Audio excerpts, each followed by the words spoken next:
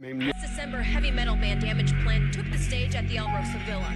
During their first set, Toutes les télévisions et les chaînes de radio américaines ont interrompu leur programme pour annoncer la mort de John Lennon. La nouvelle s'est répandue comme une traînée de poudre dans les rues de New York. Tupac Shakur dead in Las Vegas, ironically, on this Friday, the 13th.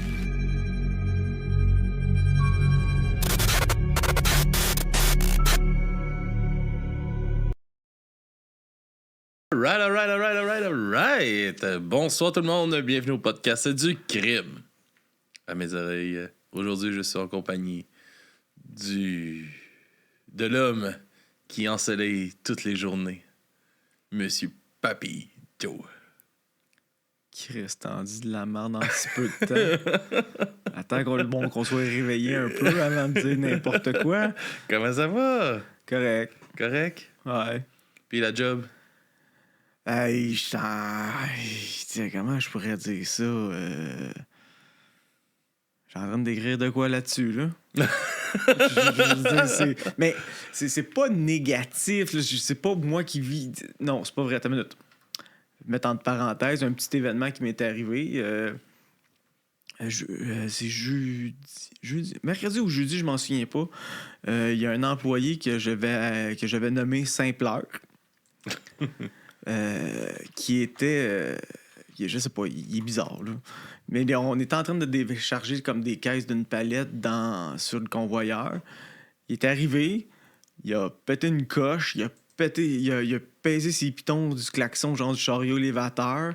Après ça, il a crié. Après ça, il est allé prendre un bâton d'une poubelle, puis il est tapé à terre, puis il a continué à gueuler comme un macaque. Fait que moi, en ayant que très peu de patience... Un nice guy. Ouais, non, il est pas méchant, il est juste spécial. J'ai manqué de patience, fait que j'étais allé le voir, puis j'y ai dit, gars, le grand, moi, demain, ça me dérange pas d'aller chercher une nouvelle job. Toi, il va peut-être falloir que tu trouves un chirurgien dentaire, par exemple. Bon, Papy Joe fait des menaces. Fait que c'est comme pas vraiment calmé, puis il est retourné dans son trou. Fait que là, moi, j'étais allé voir mon superviseur en lui disant la situation. Après ça, il m'a dit, va aviser son superviseur de la situation. Fait que j'étais allé l'aviser. En fait, quand j'ai été chanceux, je l'ai croisé plutôt. Je l'ai averti, puis le lendemain matin, Simpleur, il était tranquille. Moi, je sais pas encore. Là, on est rendu mercredi, j'ai pas passé encore au bureau. Fait que je suis correct pour l'instant.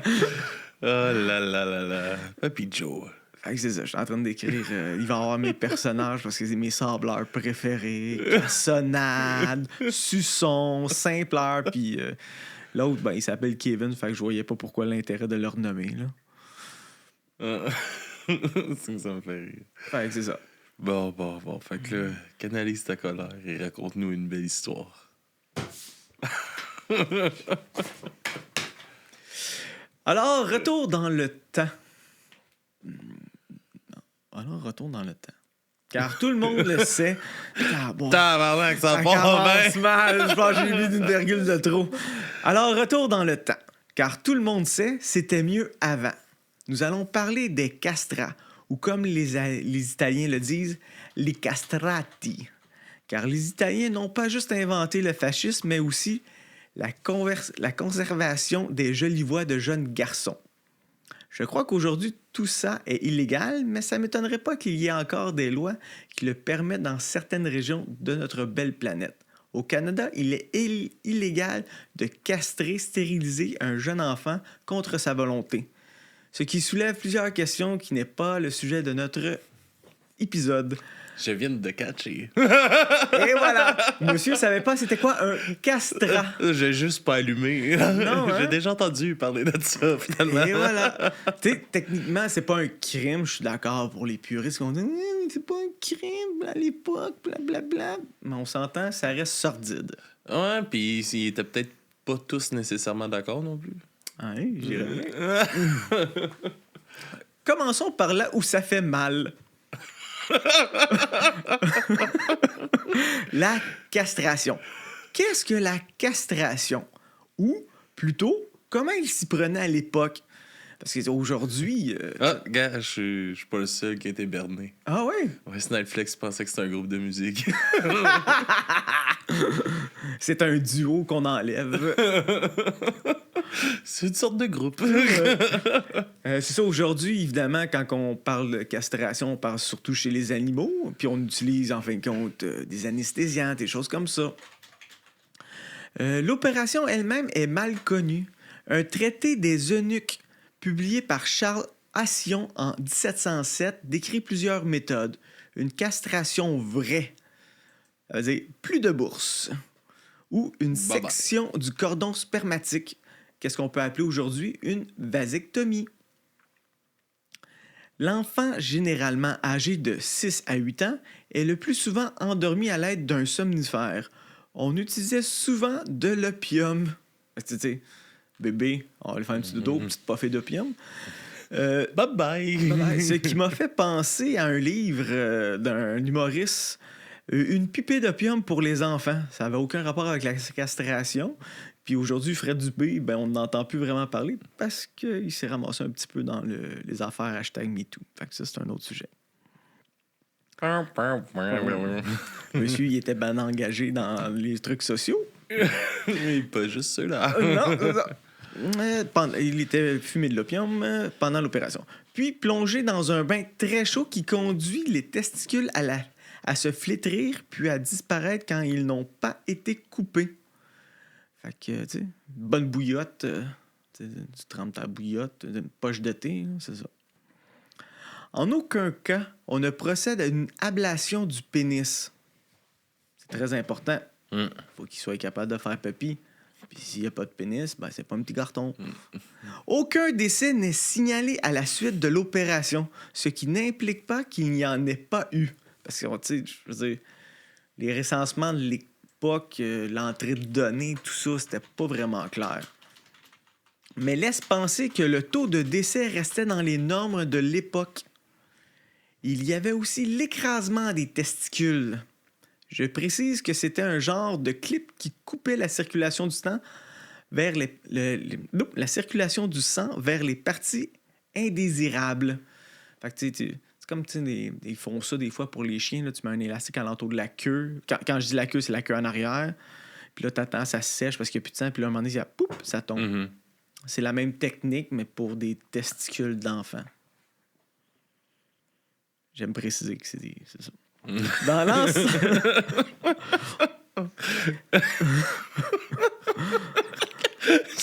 le petit...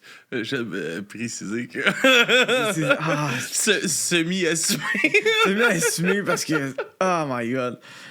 Dans l'ensemble, l'opération semble relativement bénigne. À la fin du 17e siècle, un chirurgien spécialisé estime à 13 jours le temps nécessaire à l'opération et à la convalescence. On a connaissance d'opérations ratées. Un jeune chanteur soprano de Saint-Jean-de-Latran n'est castré que d'un côté et sa voix mue quand il atteint 13 ans. Zut. Dommage! Sa carrière est scrap à cause d'une couille. Tabarnak! C'est dans quelle époque qu'on vit? J'imagine juste ses parents vraiment déçus, tu sais. Je suis comme, ben là, ta voix le muet, comment ça? Oh, il me reste une testicule. Dégueulasse, sors de la maison. Va travailler dans les champs, va nu-pied. Les esprits italiens. Tabarnak, mon gars. Je vais-tu survivre à cet épisode-là, moi? Je sais pas, est-ce que t'as mal dans le bas-ventre un peu ou ça va? Non, ça va, mais je ris pas mal. OK, c'est bon. La castration ne fait pas l'objet d'un... ça c'est important. La castration ne fait pas l'objet d'une pudibonderie. Et Alex, tu te demandes qu'est-ce qu'une pudibonderie? Oui.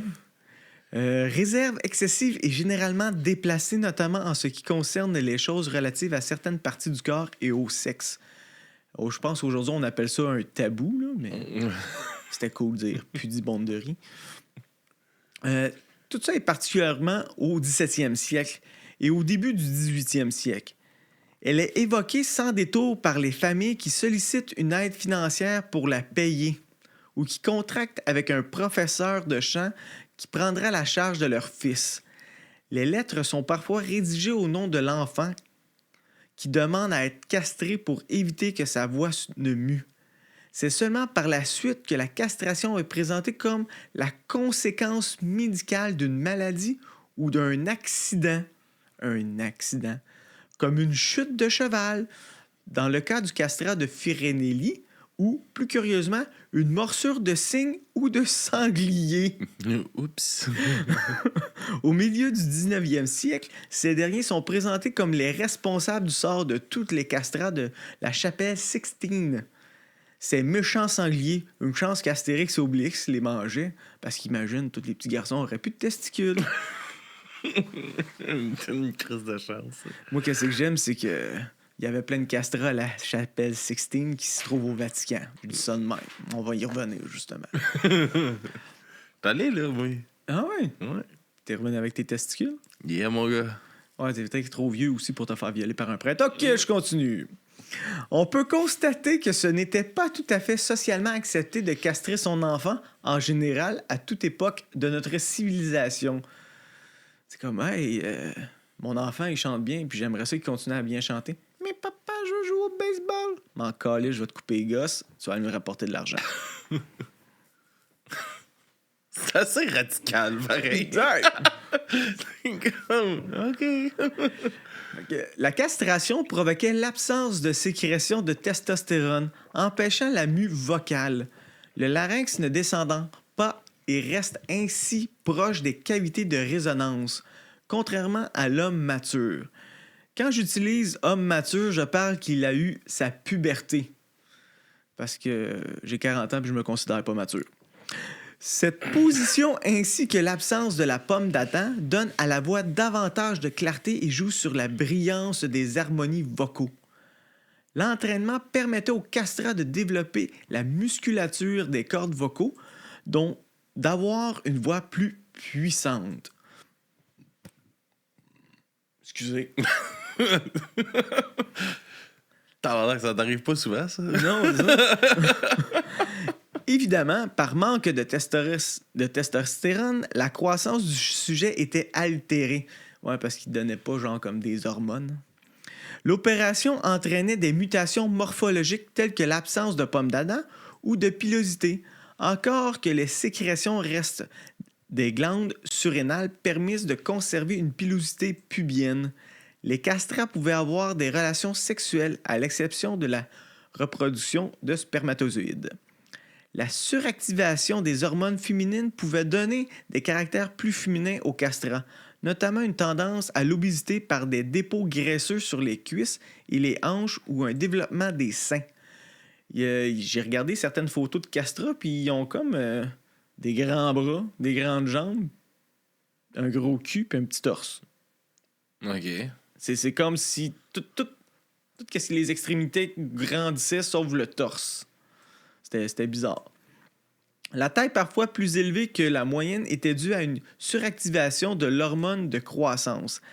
En fin de compte, activité de l'hypophysaire, non compensée par la testostérone.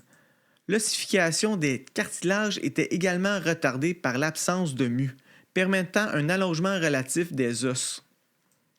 Fait que c'est ça, tes bras ils grandissent, mais pas le restant. Fait que t'as l'air d'un beau macaque. C'est weird, pareil. Ben, je veux dire, c'est... Non, je comprends. C'est sûr que ça doit être weird comme humain. Dès le départ, c'est weird. oui, je le sais, mais tu sais, qu'est-ce que ça fait sur le corps, là, quand même. Ouais, c'est ça. On est une machine, puis si tu coupes un petit fil, ça va pas super bien après. Enfin, la neurasthésie. Qu'est-ce que la neurasthésie? État durable d'abattement accompagné de tristesse. Encore un mot qu'on peut dire, genre la dépression aujourd'hui. Était fréquente chez les castrats, marquée par le traumatisme de leur mutilation, mais aussi due au manque de testostérone provoquant une fatigue hormonale, parfois accompagnée d'un état dépressif ou d'irritabilité. Il s'agit aussi d'effets liés à leur position sociale. Couverts de gloire et adulés, ils n'en souffraient pas moins d'une certaine solitude. Fait que, même, c'est ça qui me surprend, même à travers le temps, La gloire te permet pas d'avoir plein d'amis. Tu peux te sentir seul quand même. Pensez-y avant de vous faire castrer. Important. Très important. Fait que après tout ce plaisir, qu'est-ce que ça rapporte et pourquoi? Hein? D'après toi, on va faire un peu d'histoire encore parce que de toute façon, ça se passe dans le temps. Les premiers chanteurs castrés apparaissent dans l'Empire byzantin en Occident. Les premiers castrats connus chantent dans la chapelle du duc de Ferrare à la fin des années 1550. Le duc évoque le recours au castrat comme s'agissant d'un phénomène classique. C'est classique.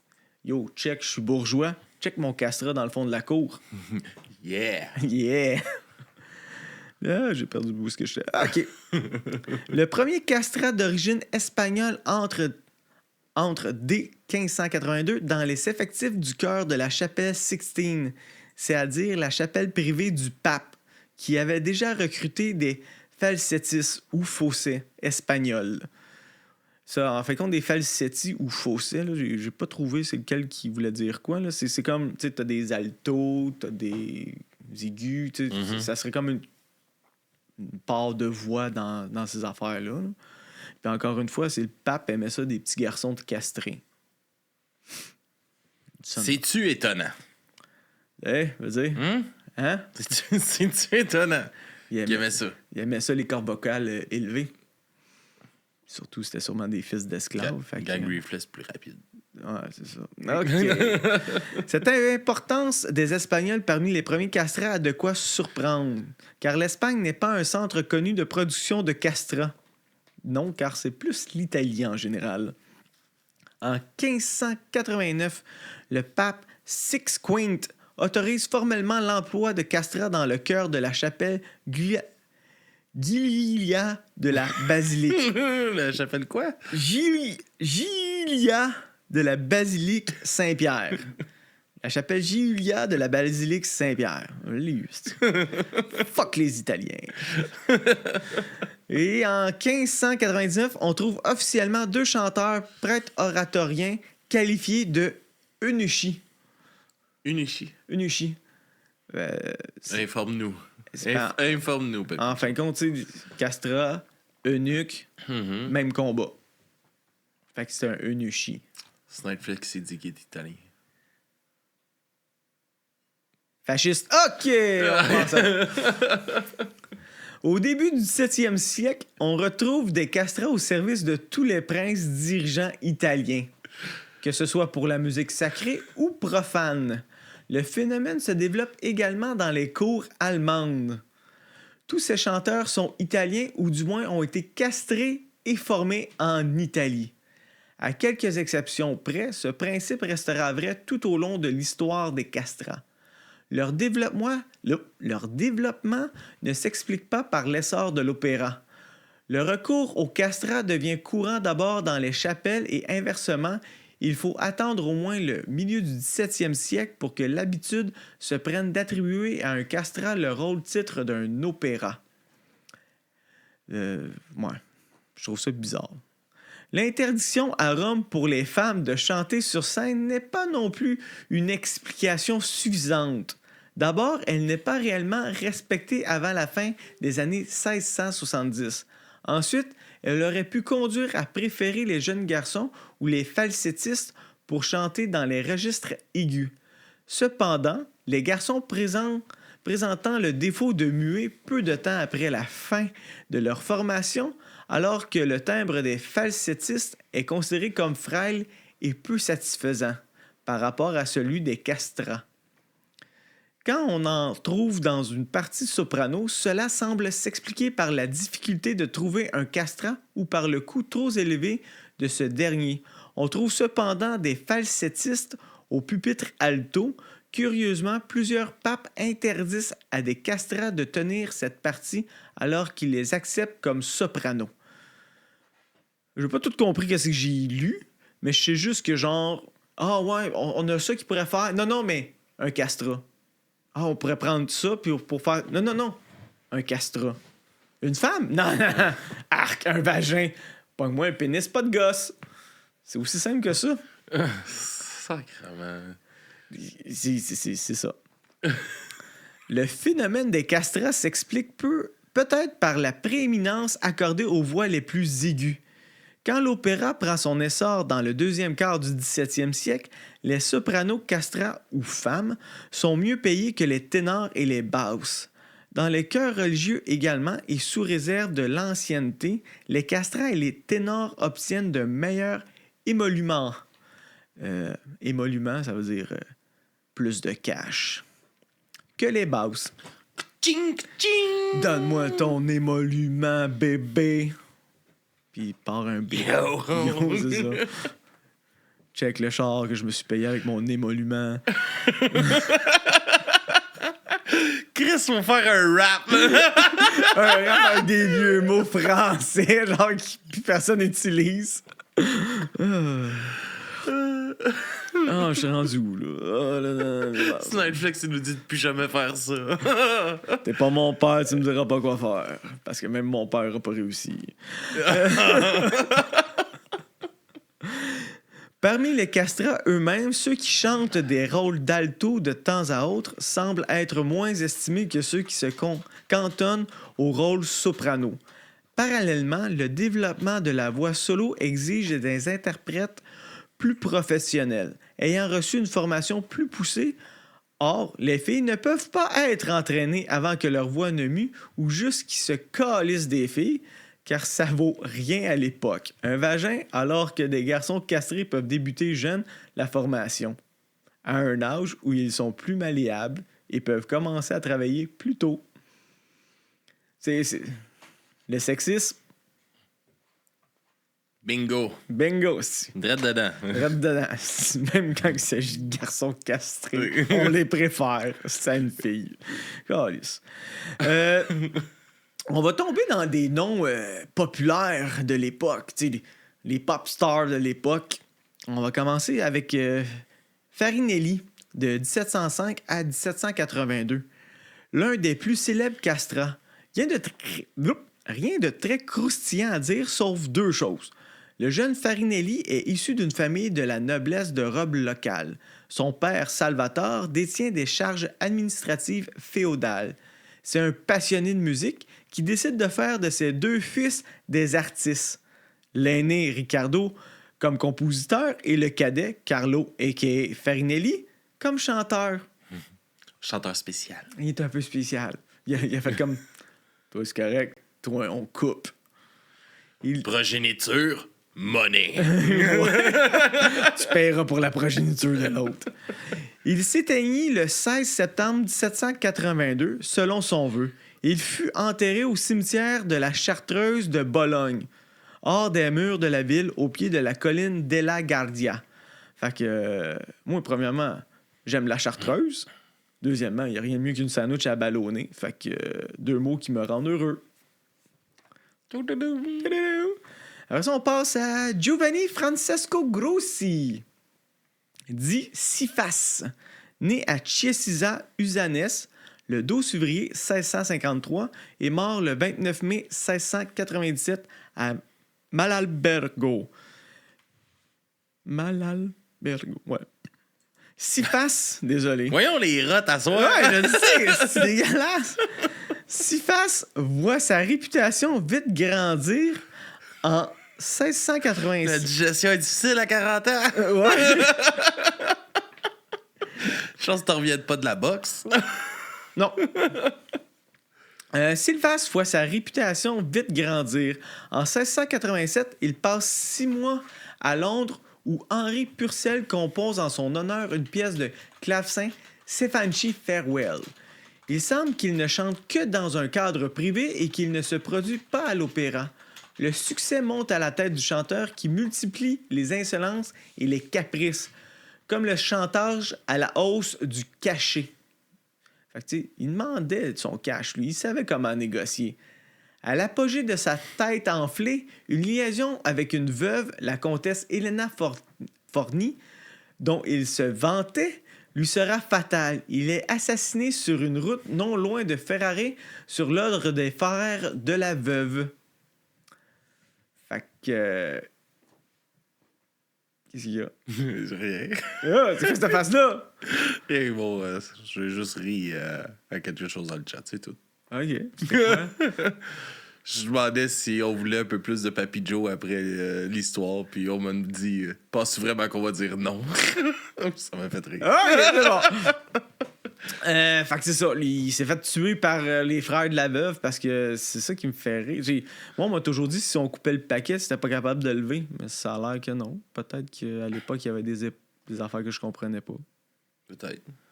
Il y en a plusieurs d'autres noms, mais je m'en calisse. Fait que on va passer à l'autre.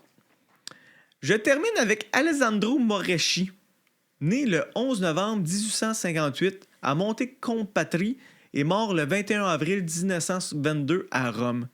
C'est l'un des castrats les plus célèbres de la fin du 19e siècle. Ce fut le seul castrat ayant réalisé des enregistrements sonores. Je vous laisse avec une de ses interprétations de Ave Maria et si une voix vaut la coupure de ses testicules. J'étais censé avoir une chanson oui, pour ça? Ben oui, je te l'ai envoyé.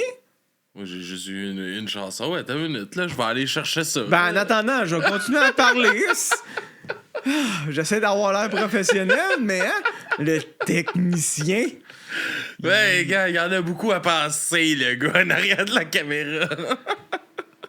OK, d'accord. Attends une minute, là, je vais chercher ça. Ça sera pas long, vas-y. Jase. Ben ouais, j'ose. Entre parenthèses, j'ai... là, une certaine époque, quand j'étais plus jeune, j'avais tombé sur ça, sur des dossiers de castrat, puis j'avais vu un article sur un castrat russe. J'ai jamais réussi à trouver le nom de ce castrat-là, parce que je l'ai pas rajouté, mais là, on me donne la chance de peut-être en parler. Ce castrat-là, la seule affaire qui m'avait comme marqué, c'était oui, il y a eu beaucoup de gloire, il s'est promené, tout ça, mais comme il pouvait pas avoir d'enfant, il regardait son frère en train de forniquer avec sa femme. C'est un peu choquant, je trouve. Ça te tentait pas de nous en parler durant l'épisode? Ben, à cause j'ai pas trouvé le nom du gars. Fait que, tu sais, c'est comme, tu sais, quand j'ai pas de source, des fois, j'ai comme un peu plus de la misère à y aller. Fait que j'essaie d'avoir, mais, tu sais, fait que ça revient toujours à, ouais, mais, tu sais, dans le temps, les gens savaient vivre, il y avait une moralité. Fuck off. C'est juste que le monde se faisait pas pogner. C'est tout, esti. C'est juste la différence. Aujourd'hui, tout le monde, si on se filme pas, ça n'a pas eu lieu. La preuve, esti. Je suis filmé en ce moment en train de parler d'enfants qui ont été castrés pour leur voix, Chris. Qui l'eût cru un jour que je ferais ça? Nous, ça a de l'air. Même toi, tu t'y attendais pas. Non, effectivement, c'est pas la chose que je m'attendais le plus. Fait que tu l'as-tu trouvé? Ouais, je l'ai juste pas enregistré à la place que je pensais. Fait que je m'en vais le chercher. Puis on va aller écouter ça. Fait que à vous de juger si ça valait la peine de se couper les testicules pour une voix comme ça. Hey, avant. Ah oui? Quoi? Où est-ce qu'on peut nous écouter, Papy Joe? dubruitamesoreilles.com et dubruitamesoreilles.ca. Vous pouvez nous suivre sur toutes les plateformes de réseaux sociaux qui existent parce que je sais pas combien qu'on est rendu avec ça, là, de plateformes de réseaux sociaux. Ben, Instagram, Facebook, TikTok. Pas mal ça qu'on a. OK, ben c'est 3 là. Discord, Twitch, oui, Patreon. Discord. Twitch, Patreon. Oui, Patreon. Ouais. Très important, Patreon. Je dis ça de même. Yes. Puis, il y a Snipeflex qui pose une question quand même avant qu'on aille là. Ah, ben oui, je suis Il curieux. voulait savoir, peut-être si tu sais, à quel moment que c'est devenu illégal, la castration. Ben, comme je... Ben, c'est ça, t'as une minute. Pour faire attention. Parce que c'est un sujet un peu épineux ces temps-ci. Encore une fois, comme je répète, c'est contre la volonté de l'enfant. Et à cette époque-là, l'enfant était peut-être influencé à ça sans connaître les conséquences de. Mm-hmm. Fait que c'est un sujet épineux. Puis à quel âge on peut juger qu'il y a une volonté claire? Hey! Moi, là! Il y a des... Moi, j'amène juste des infos, là! Techniquement, il faudrait parler à un petit là-dessus parce que, tu sais, c'est toujours à... Tu sais, un enfant n'a pas le droit de se faire tatouer avant 18 ans parce que ça a l'air qu'il n'y a pas le jugement pour. Fait qu'à vous de juger pour le reste. Je veux pas faire des grosses allégations parce que chaque cas est particulier. Fait que c'est ça. Alright, fait qu'on se laisse sur quelle chanson t'as dit? Ave Maria. Alright. Bonne écoute. Ave Maria.